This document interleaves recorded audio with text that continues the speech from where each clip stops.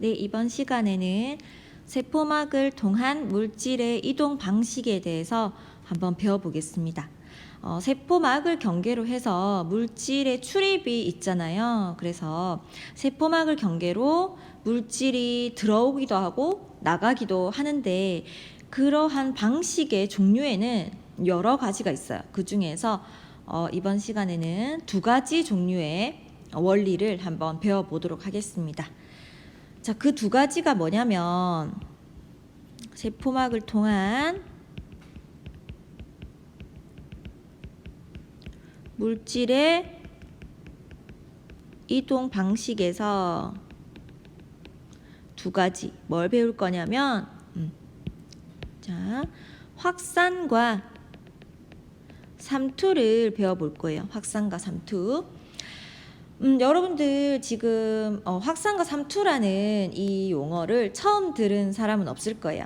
그런데 중학교 때도 우리가 배웠지만 지금은 막을 경계로 한 확산과 삼투라는 점에서 중학교 때 배운 것과는 조금 차이가 있을 것. 물론 원리는 같습니다. 원리는 같은데 좀 차이가 있는 부분을 눈여겨보시면 될 것 같아요. 일단 확산이 뭐냐면, 확산이라는 거는 여러분들 가장 대표적인 예가 비커에 물을 담고 잉크를 떨어뜨렸을 때 처음에는 떨어뜨린 부분만, 만약에 파란 잉크를 떨어뜨렸다라고 했을 때 처음에는 떨어뜨린 그 지점에만 이제 좀 진한 잉크가 있는데 점점 시간이 지날수록 막 퍼져나가면서 어느 정도 시간이 지나면 비커 전체가 동일한 색깔로 푸르게 이렇게 바뀌어 있는 걸 볼 수가 있을 겁니다. 어떤 부분은 진하고 어떤 부분은 연하고 이런 거 없이 전체적으로 진하기가 비슷하게 이렇게 바뀌어져 있는 거를 볼 수가 있을 거예요. 그게 바로 확산의 대표적인 예죠.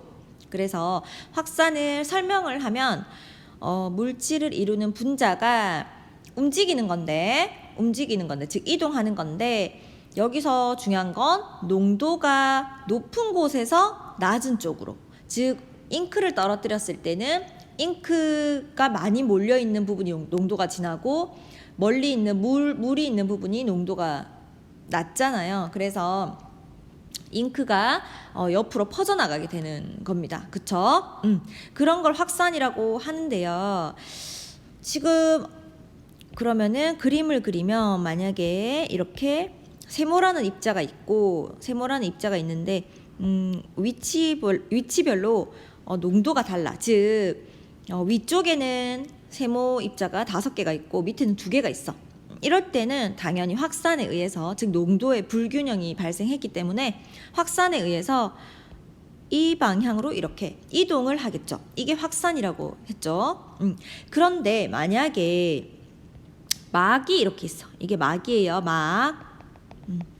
막이 이렇게 있는 상태에서 똑같이 입자가 막을 경계로 한쪽에는 5개가 있고 한쪽에는 2개가 있다고 생각해 봅시다. 자, 이럴 때는 확산이 작용을 하니까 당연히 선생님이 그림 그린 상에는 위쪽에서 아래쪽으로 세모 입자가 움직여져야 되는데 막이 중간에 가로막고 있단 말이에요. 그쵸? 막이 가로막고 있는 상황이기 때문에 이럴 때는 바로 옆에 지금 선생님이 그린 이 아이처럼 바로 이렇게 확산이 될 수가 있느냐 하는 거죠. 지금 이거 같은 경우에는 막을 경계로 확산이 일어날 때는 이 이동하는 분자의 크기를 따져주시면 됩니다. 이동하는 분자의 크기는 작고 크고가 있겠죠. 그런데 작고 크고의 개념은 상대적인 개념이잖아요. 그래서 그 작다는 의미는 뭐냐면 막을 그냥 쉽게 통과할 수 있는 정도의 크기. 우리가 여러분들 지금 여기에 막의 구조를 이렇게 보시면 알겠지만 인지질 이중층으로 배웠죠. 지금 막은 딱 딱딱한 고체가 아니에요. 그래서 이 인지질 이중층들이 막 몰려있는 형태이기 때문에 중간중간에 당연히 이 비어있는 공간이 생기게 됩니다. 굉장히 작겠지만 그 공간을 통해서 이동을 할 수 있는 정도의 분자 크기라면 그냥 막을 통해서 이렇게 확산이 일어날 수가 있어요.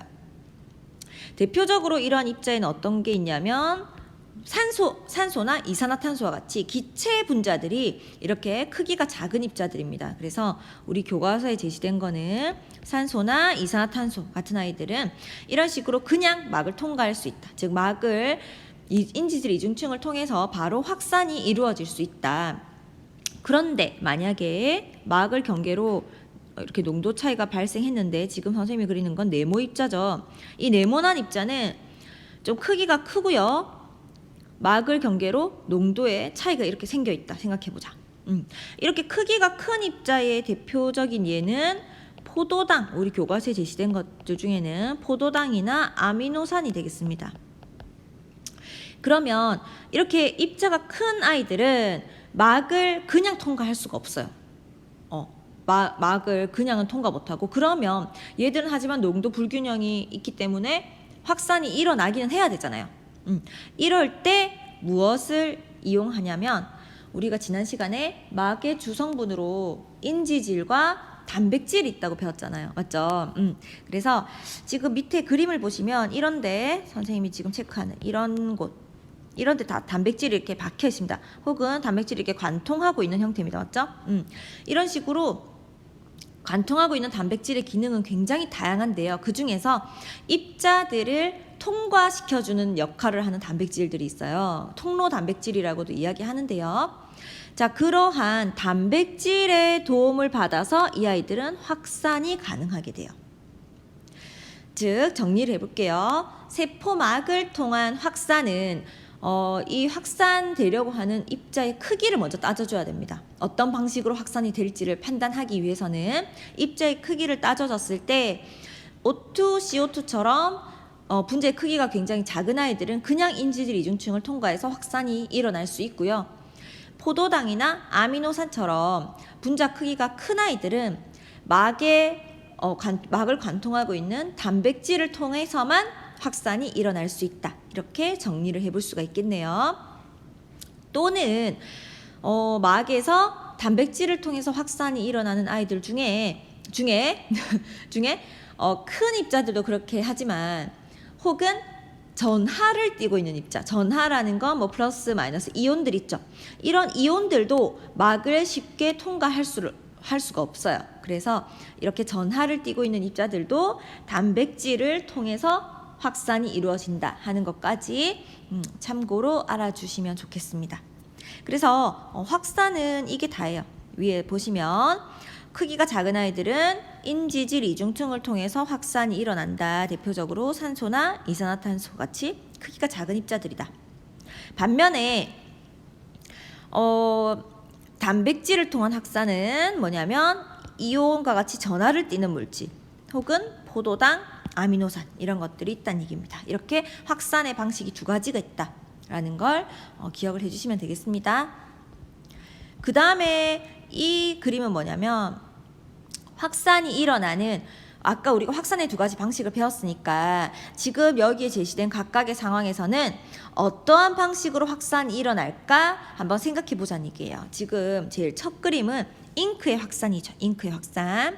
자, 이렇게 잉크의 확산의 경우에는 막이 중간에 이렇게 가로막고 있지 않는 상태죠. 이럴 때는 그냥 농도가 높은 곳에서 낮은 곳으로 이동하는 방식으로 확산이 일어나고요. 두 번째 그림을 보시면 폐포입니다. 자, 여러분 폐포가 어디 있는지 알죠? 우리 폐는 폐포들의 이 집합이잖아. 그래서 폐포가 있고요. 폐포 주변은 아주 많은 모세혈관들이 감싸고 있어요. 즉 아주 밀착되어 있습니다. 자, 그러면 이 폐포의 일부분을 확대한 그림이 지금 바로 여기에 보이는데요. 폐포 주변을 둘러싸고 있는 모세혈관은 혈액이 흐르는데 이 혈액은 우리 온몸을 다 돌고 온 혈액이거든요. 그러면 이렇게 온몸을 돌고 온 혈액은 산소의 농도를 따져봤을 때, 여러분들 중학교에서 대충 배웠을 텐데 산소의 농도를 따져보면 온몸을 통과하면서 산소를 다 조직세포로 이렇게 다 나눠주기 때문에 막상 온몸을 돌고 온 혈관에 존재하는 혈액들은 산소의 농도가 굉장히 낮아요. 그런데 반면에 폐포를 생각해 보세요. 폐포는 처음 숨을 들이쉴 때 제일 처음 접하게 되는 기관입니다. 즉 숨을 들이쉬고 나서 그 숨이 그대로 들어있는 기관이죠. 그렇기 때문에 산소의 농도가 주변을 둘러싸고 있는 모세혈관에 비해서 굉장히 높죠. 그러면 지금 산소의 농도 차이가 발생한 거죠. 즉 폐포와 모세혈관 사이에 산소의 농도 차가 생긴 겁니다. 그렇죠? 그런데 지금 폐포도 그렇고 모세혈관도 그렇고 굉장히 약한 막으로, 굉장히 얇은 막으로 구성이 되어 있기 때문에 한마디로 모세혈관과 폐포 사이에 산소의 농도 차이가 발생했고 그 사이에 막이 경계로 되어 있는 이러한 지금 경우의 예가 되겠습니다. 그렇죠? 이럴 때는 산소가 어떤 방식으로 이동을 할까요? 그렇죠. 산소는 기체 분자로서 굉장히 작은 입자잖아요. 그래서 그냥 인지질 이중층을 통과해서 이렇게 확산될 수가 있습니다. 제가 파란색으로 한번 해볼게요. 이렇게 인지질 이중층을 그냥 통과하는 방식으로 확산이 일어난다. 이런 경우 폐포와 모세혈관의 경우. 자, 그런데 옆에 마지막 예를 보면은 조직세포와 모세혈관이에요. 자, 조직세포라는 말이 여러분들 생소하진 않지만 그렇다고 해서 조직세포의 정확한 인식이 잘 안 되죠. 조직세포는 우리 몸의 말 그대로 조직을 구성하고 있는 모든 세포를 의미합니다. 즉, 각 기관별로 조직세포들이 모여서 기관이 되는 거죠. 자, 그러면 조직세포에서는 굉장히 많은 물질 대사들이 일어나요. 나중에 물질 대사에 대해서 다시 배우겠지만 물질 대사 과정에는 많은 에너지를 필요로 합니다. 에너지를 필요로 하는 물질 대사가 굉장히 많아요. 그러면 그 에너지를 공급해 주는 세포 소기관이 어디였죠? 에너지를 만들어내는 세포 소기관. 기억이 안 나면 잠시 멈추고 한번 책을 찾아보세요. 네, 미토콘드리아거든요. 미토콘드리아는 세포 호흡을 해서 에너지를 만들어낸다. 그 에너지의 형태는 ATP 형태로 저장이 된다라고 지난 시간에 설명을 했었고, 여기서 중요한 사실은 그렇게 조직세포는 에너지가 많이 필요하기 때문에 미토콘드리아에서 세포호흡을 굉장히 활발하게 일으켜야 됩니다.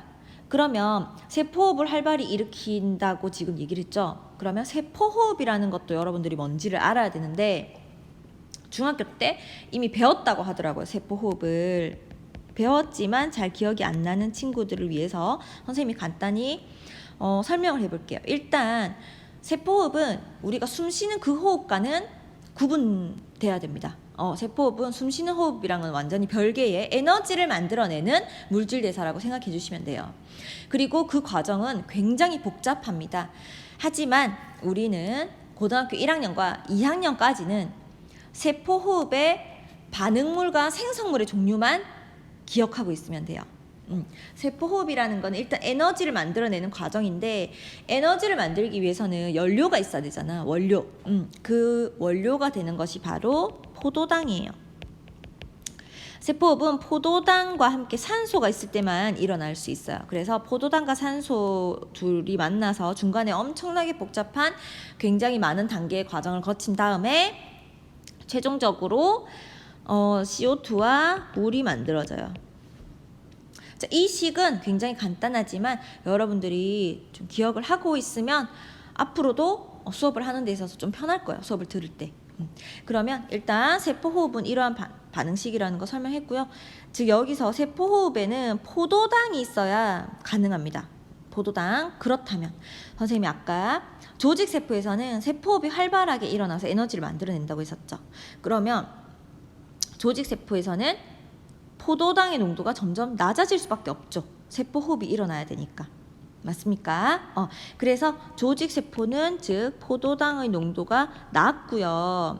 모세혈관은 반면에 조직세포를 둘러싸고 있는 모세혈관은 우리가 소화시킨 그 당을 운반해 오는 아이들이기 때문에 포도당이 상대적으로 높아요. 그러면 지금 조직세포와 모세혈관도 농도 차이가 발생했죠. 그래서 그러면 농도 차이가 발생하면 확산이 일어나야 되는데 포도당의 확산이 일어나야 되는데 지금 이 경우도 막으로 중간에 경계가 되어 있는 경우입니다. 맞죠? 이럴 때는 어떠한 방식으로 포도당이 확산되느냐는 얘기예요. 우리가 앞에서 배웠듯이 포도당은 분자의 크기가 큰 입자이기 때문에 단백질을 통해서만 확산이 일어날 수 있다라고 이야기했었습니다. 그래서 세 번째 경우는 단백질을 통한 확산이 일어난다, 이렇게 정리를 해볼 수가 있겠네요. 선생님이 이거 정말 간단히 사실은 그림만 소개하게끔 교과서에는 나와 있었는데, 이 그림에서 말하고자 하는 거를 이해하기 위해서는 좀 부차적으로 설명해야 될 내용들이 많았던 것 같습니다. 여러분들 이해만 하시면 될 것 같고, 확산의 두 가지 방식, 어떤 경우에는 그냥 인지질 이중층을 통과하고 또 어떤 경우에는 단백질을 통해서 확산이 일어나느냐, 이 두 가지 경우를 구분해서 기억을 하고 계시면 될 것 같습니다. 자, 그럼 확산은 여기까지 하고요.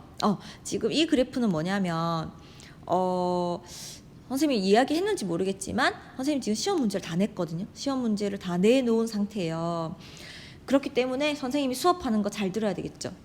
시험 문제가 선생님 머릿속에 있기 때문에 그런 내용이 나올 때는 조금 자세하게 선생님이 설명을 할 수밖에 없죠. 그래서 시험 문제를 냈는데, 지금 이 PPT를 만든 게 시험 문제를 내기 전날에 선생님이 만들었거든요. 그런데 그때는 지금 이 그래프는 교과서에 없는 그래프예요. 근데 이 그래프가 굉장히 중요한 그래프라서 시험에 출제를 하려고 PPT에 삽입을 했는데 시험 문제를 또 내다 보니까 좀 어려워지는 것 같아가지고 이 그래프를 뺐습니다. 그래서 교과서에도 나오지 않는 그래프이고 해서 아주 중요한 그래프이긴 하지만 그냥 넘어가도록 하겠습니다. 그리고 이제 두 번째 세포막을 통한 물질의 이동 방식의 두 번째 방식 3투가 나왔어요. 자, 3투는 3투의 예를 이야기해 보라고 하면 대부분의 친구들이 우리 그 김장할 때 배추를 절인다, 소금으로 배추 절이는 거를 3투라고 이야기해요. 맞아요. 그게 3투 맞아요. 그런데 그러면 3투를 과학적으로 어떻게 설명할 수 있느냐? 자, 3투의 의미는 지금 여기 나와 있지만 3투를 잘 이해하기 위해서는 일단 먼저 선생님이 그림으로 설명을 먼저 해볼게요. 자, 어떤 실험을 했다고 가정해 봅시다. 어떤 실험이 있는데요. 수조가 이렇게 있어요. 수조가 이렇게 있고, 이 수조의 사이에 중간에 이렇게 어떤 막으로 이렇게 경계를 짓는 거예요. 실험 설계를 고안할 때 이렇게 수조에다가 막을 끼운다. 근데 이 막은 특징이 뭐냐면 반투과성 막이에요. 자, 반투과성 막의 의미가 뭐냐면 말 그대로 전 투과가 아니에요. 그러니까는 모든 물질을 투과하는 게 아니라 특정 물질만 투과하는 막을 반투과성 막이라고 이야기합니다. 자, 그런데 반투과성 막은 굉장히 총칭이고요. 반투과성 막의 종류에 따라서 어떤 물질을 통과할지는 다 다른 거죠. 되겠습니까? 어쨌건 하지만 모든 물질을 통과하지 않고 선택적으로 투과를 시키는 막을 통틀어서 총칭해서 반투과성 막이라고 한다, 이렇게 기억을 해주시면 될 것 같아요. 자, 그러면 이렇게 반투과성 막을 끼우고 어떻게 했냐면 물을 같은 높이로 이렇게 채웁니다. 그런데 이 물은 하나는 여기는 10% 설탕물이고요. 설탕물. 여기는 20%의 설탕물이라고 해봅시다. 그리고 나서 시간이 흐른 다음에 정말 많은 시간이라기보다는 더 이상 뭔가 변화가 일어나지 않는 시간이 흐른 다음에 관찰을 해보니까 물의 높이가 이렇게 바뀌어져 있더래요. 구분이 잘 안 되죠. 무슨 색으로 할까요? 주황색으로 해볼게요. 자, 이렇게 20% 설탕물은 물의 높이가 더 올라갔고 10% 설탕물은 물이 낮아졌더라. 이렇게 바뀌어져 있더라. 자, 그러면은 이러한 결과로 우리가 추론할 수 있는 거 생각해 봅시다. 이 반투과성 막이 도대체 무엇을 통과시킬까? 지금 여기서 20%와 10% 설탕물이었기 때문에 농도의 차이가 발생했죠. 그러면 이렇게 농도의 차이가 발생한 경우에는 농도를 동일하게 맞춰주기 위해서, 즉 평형을 유지하려고 하는 성질이 있습니다. 우리 자연은. 그래서 확산도 일어나는 거예요. 평형을 유지해주기 위해서. 자, 그러면 지금 여기서는 평형을 유지, 즉 농도를 양쪽에 비슷하게 반투각성 막을 경계로 양쪽의 농도를 비슷하게 맞춰주기 위해서는 설탕이 움직일 수도 있고, 근데 설탕만 반투각성 막이 통과할 수도 있겠고, 혹은 물만 통과하는 경우일 수도 있겠죠. 물만 통과하는, 혹은 설탕과 물을 다 통과시킬 수 있겠습니다. 자, 이 세 가지 경우를 한번 생각해 보죠. 이 세 가지 경우 중에 반투각성 막이 통과시키는 게 뭔지. 자, 먼저 설탕만 통과시킨다고 가정을 해봐요. 그러면 설탕이 이동을 하겠죠. 20% 설탕물의 설탕의 양이 더 많았으니까 10% 설탕물 쪽으로 설탕이 이동을 할 겁니다. 맞죠? 이동을 하는데 물은 어차피 이동을 못 해요. 그렇다면 어느 정도 농도가 비슷해질 때까지 설탕만 이동한 다음에 그대로 멈춰 있겠죠. 즉 물의 높이가 바뀌지 않아요. 맞습니까? 그래서 반투각성 막은 여기서 지금 사용한 반투각성 막은 설탕만 통과시킬 수 있는 경우가 아닙니다. 그러면 설탕과 물을 동시에 통과시킬 수 있다고 생각해 봅시다. 그러면 설탕도 무작위로 이동할 수 있고 물도 막 마음대로 이동할 수 있어. 그러면 뭐가 먼저 이동을 하는지 우선순위는 모르겠지만 그게 필요가 없죠. 우선순위를 따져볼 필요가 없죠. 왜냐하면 설탕이든 물이든 마음대로 움직일 수 있다는 건 반투각성 막이 중간에 없는 거나 마찬가지잖아. 그렇다면 결국 시간이 지나더라도 어떻든 간에 높이가 둘이가 같아야 될 겁니다. 양쪽의 높이가 같아야 되겠죠. 되겠습니까? 그래서 설탕과 물이 동시에 이동하는 경우도 아니에요. 그러면 물만 이동하는 경우라고 생각해 봅시다. 그러면 설탕은 이동 못하고 물만 이동해야 되니까 지금 이 상황에서는 오른쪽, 즉 선생님이 A와 B 구간이라고 한다면 B 구간의 농도가 더 높으니까 하지만 물만 이동할 수 있어. 자, 그렇게 된다면 결국 10% 설탕물에 있던 물이 20% 설탕물 쪽으로 일정 양이 이동을 하게 되는 현상이 일어나겠죠. 그런데 설탕은 이동 못하기 때문에 농도가 거의 비슷해질 때까지 물만 A에서 B로 이동을 하고 농도가 어느 정도 비슷해지면 딱 멈춰 있는 상태가 되는 거예요. 그러면 우리가 관찰한 이러한 결과를 설명할 수 있겠죠. 그래서 지금 이거는 이 반투각성 막은 물만 통과하는 반투각성 막이다 한다는 결론을 내릴 수가 있는 거예요. 되겠습니까?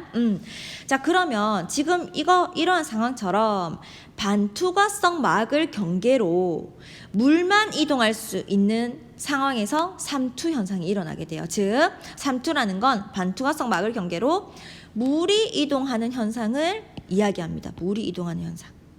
근데 그냥 물이 이동하면 안 되고 반투과성 막이 있어야 돼요. 반투과성 막이 있어야 삼투 현상을 설명할 수 있는 거예요. 자, 그런데 물이 이동을 하는데 그냥 우리가 쉽게 생각하면 돼요. 물이 당연히 많은 데서 적은 쪽으로 가겠죠. 하지만 농도라는 개념으로 따져보면 물이 많은 데서 적은 쪽으로 가는 거니까 농도가 낮은 곳에서 높은 곳으로 이동을 한다라고 설명할 수 있겠습니다. 삼투는.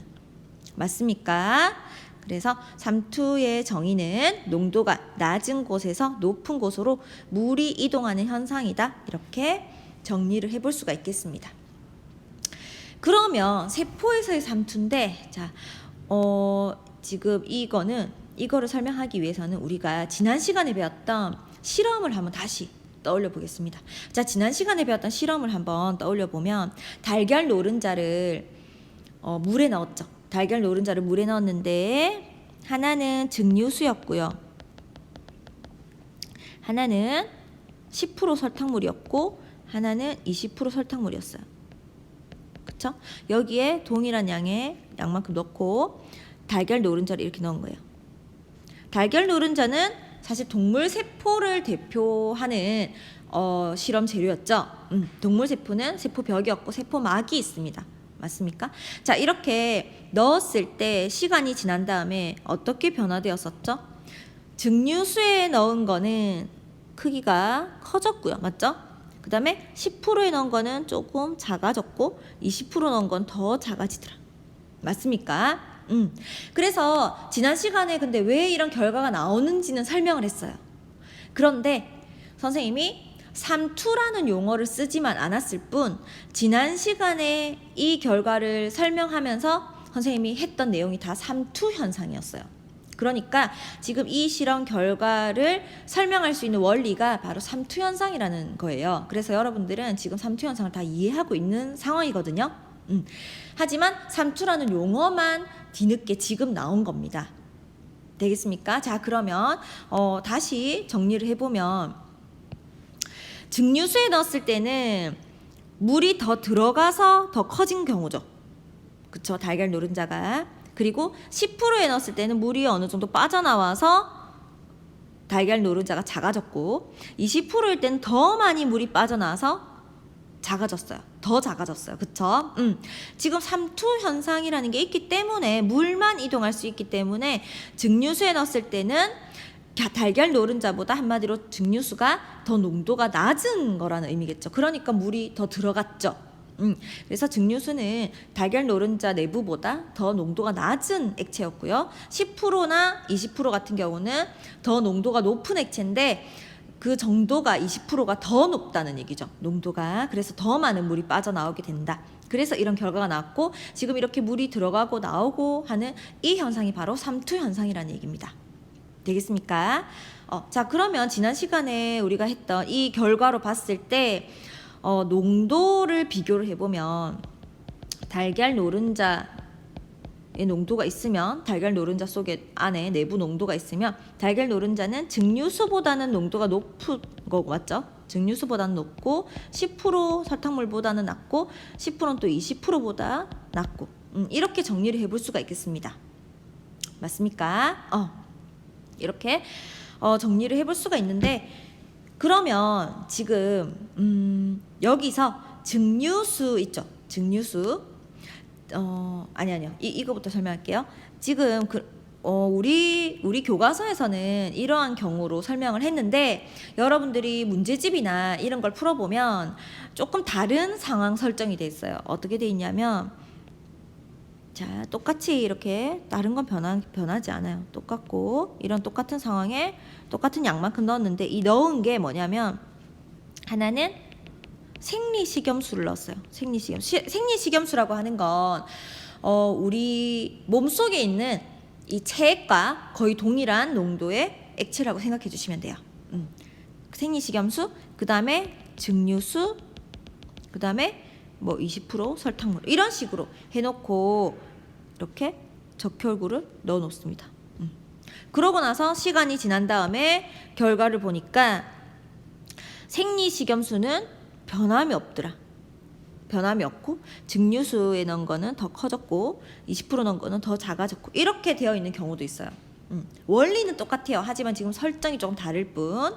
자, 이런 경우에 생리식염수는 변함이 없다는 건 농도 차이가 있다는 얘기입니까? 없다는 얘기입니까?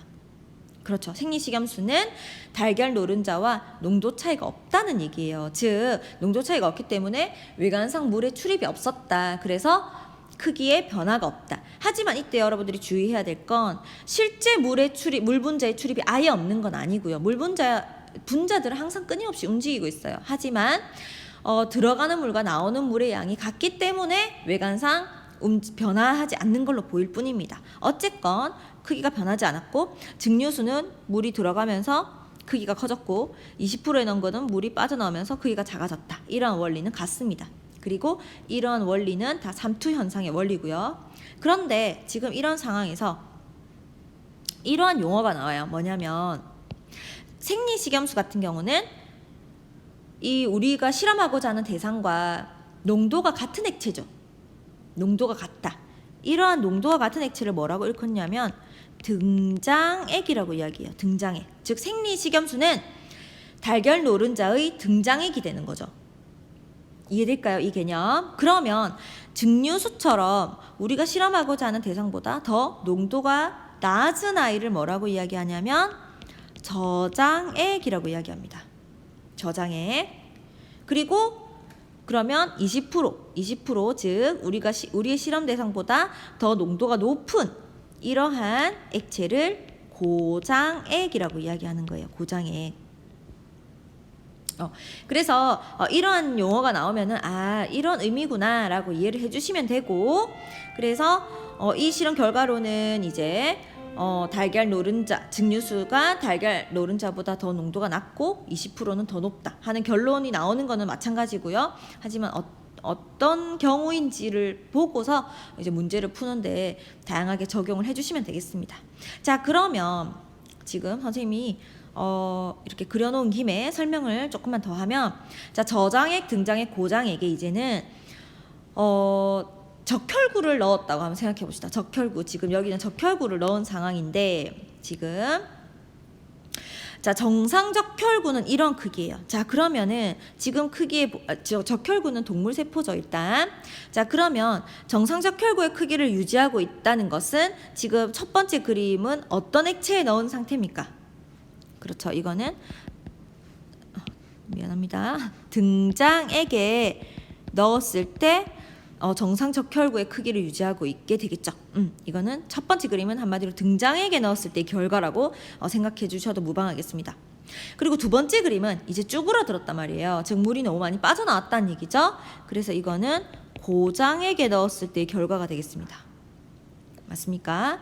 그리고 마지막 세 번째는 크기가 부풀어져 있죠. 이거는 저장액에 넣었을 때 이러한 결과가 나온다 한다는 걸 여러분들이 판단을 할 수 있어야 될 것 같습니다.